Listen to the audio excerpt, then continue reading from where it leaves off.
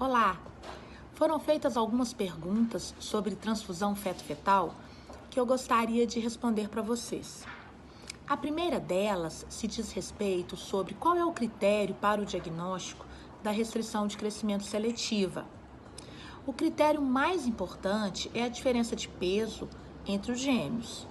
Considera-se que uma diferença acima de 25% é extremamente relevante. Então, quando você estiver diante dessa diferença entre os dois bebês, sugiro que encaminhe para avaliação em um serviço especializado em medicina fetal ou com experiência de acompanhamento em gestação gemelar. Outra pergunta foi qual o ângulo adequado para ensonar a artéria cerebral média. Então, toda vez que nós formos avaliar anemia fetal, que pode acontecer nas gestações gemelares, é importante colocar o feixe de ultrassom bem paralelo ao vaso, ou seja, a artéria cerebral média ela deve estar em pé na tela, um ângulo bem próximo de 0 graus. A orientação também é que sejam feitas várias medidas e que você utilize a média ou a medida que for mais frequente. Então, sempre confirme esse resultado e capriche na técnica. Uma outra pergunta diz respeito se a TAPS, ou seja, a sequência anemia-policitemia, deve ser considerada como parte da transfusão feto-fetal. Na verdade, sim, a TAPS é uma das complicações da transfusão feto-fetal. Nós podemos ter dois quadros, a diferença de líquido, que nós chamamos de sequência oligohidrâmio-polidrâmio, ou a sequência anemia-policitemia. Então, são duas patologias incluídas debaixo de um mesmo guarda-chuva, que é a transfusão feto-fetal. Existe algum cuidado especial que deve ser tomado ao avaliar o NIPT, o exame não invasivo de DNA fetal em gestações gemelares? Sim, existe. Se nós estivermos diante de uma gestação monocoriônica, a carga genética dos dois bebês ela é idêntica. Logo, nós podemos utilizar o NIPT, pois ele irá refletir a carga genética dos fetos, que é a mesma. Em gestações dicoriônicas, nós estaremos diante de duas cargas genéticas diferentes. Então, se estivermos diante de um bebê que apresenta uma malformação, o NIPT ele não vai ter a mesma sensibilidade como na gravidez única ou na gestação monocoriônica e ele não vai refletir qual é o bebê que apresenta essa alteração. Então, o resultado muitas vezes não vai nos ajudar no raciocínio. Então, sugere-se aguardar e realizar um procedimento invasivo. Então, muito cuidado ao solicitar NIPT em gestações gemelares. Algumas vezes estaremos diante de fetos em gestações monocoriônicas que se apresentam com malformações, sendo que um feto pode ser normal e o outro feto com algum tipo de malformação. E nós ficamos um pouco angustiados, já que nós supomos que a carga genética é a mesma, já que a gestação é monocoriônica e essas gestações são obrigatoriamente monozigóticas, ou seja, um embrião se dividiu e formou 2 embriões. Então, provavelmente, nós não podemos ter cargas genéticas diferentes. Raramente isso pode acontecer.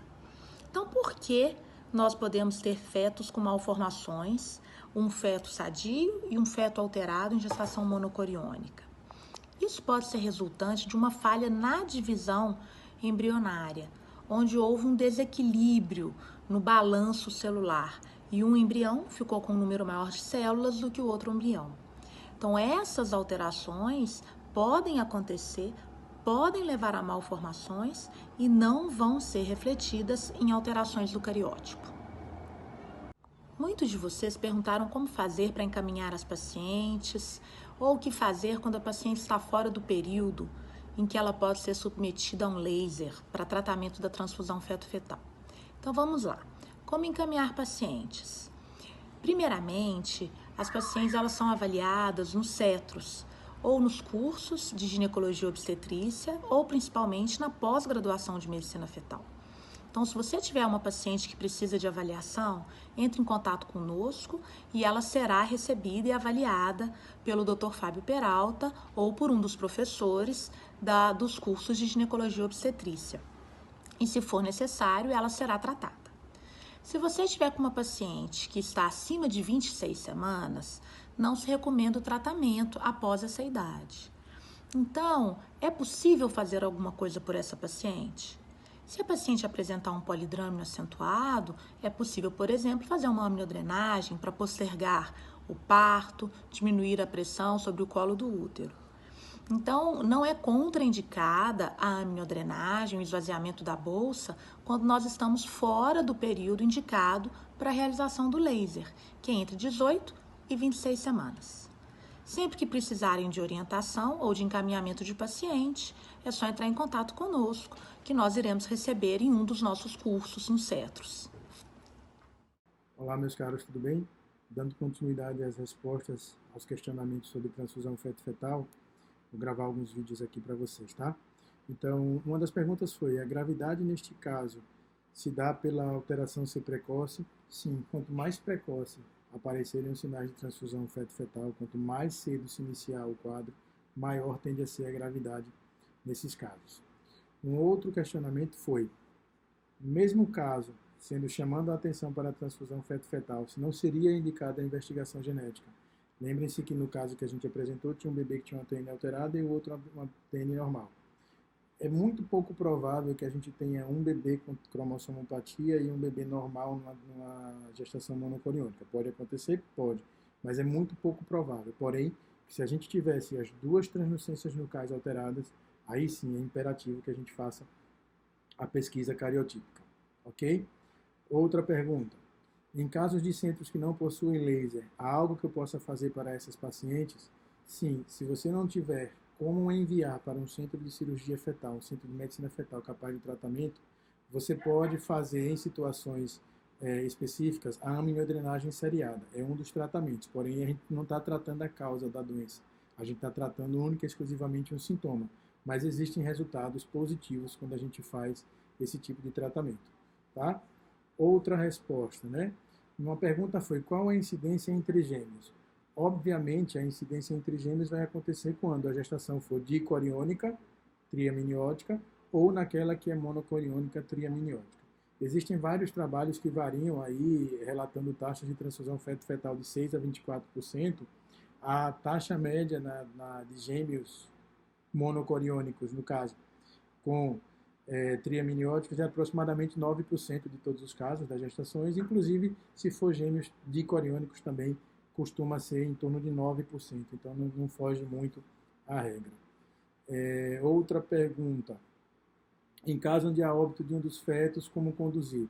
Uma vez que houve óbito de um dos fetos, você tem que investigar se houve lesão neurológica no feto que ficou, e aí, se você tiver condições, pode lançar a mão da ressonância para fazer difusão, mas você vai conduzir a gestação de acordo com uma gestação única, porque a doença acabou ali, e se teve algum dano neurológico ou algum dano no feto, já aconteceu, não tem como reverter.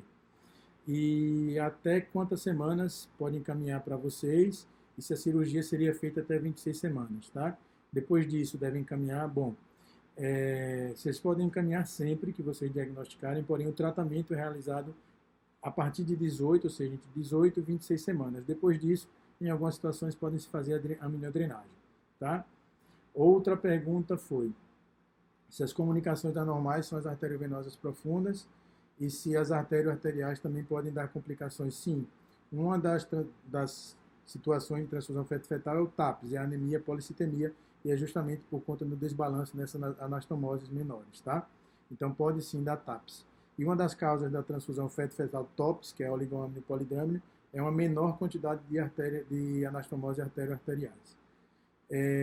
Outra pergunta: existe algum achado ultrassonográfico associado que faça com que o laser seja realizado no estágio 1? Sim. Se houver encurtamento do colo, tá? E se houver desconforto da paciente por um polidrâmino acentuado, você vê que está aumentando o polidrâmino e o colo está encurtando, você pode fazer sim o tratamento. Inclusive tem um ensaio clínico já falando a respeito disso em andamento, tá? Uma outra pergunta fala: após 26 semanas tem algum benefício, os casos que não foram submetidos a laser? Sim, porque vai fazer com que o parto seja postergado. Outra pergunta: qual a eficácia do laser? Funciona em todos os casos? Bom, a eficácia do laser atualmente, para que você tenha um bebê vivo após o laser beira em torno de 85% a 90%, e os 2 bebês vivos após o laser em torno de 60%. E uma outra pergunta que vem de Moçambique, se mesmo em regiões sem o tratamento do laser, o que fazer com a paciente? Se você não tem para onde encaminhar, você pode fazer a amniodrenagem seriada, que não é o tratamento de escolha, mas é um tratamento que normalmente costuma levar essa gestação a uma idade gestacional mais avançada, consequentemente tendo melhores resultados perinatais. Ok? Estaremos sempre à disposição de vocês, esperamos vocês no próximo One Hour. Forte abraço a todos.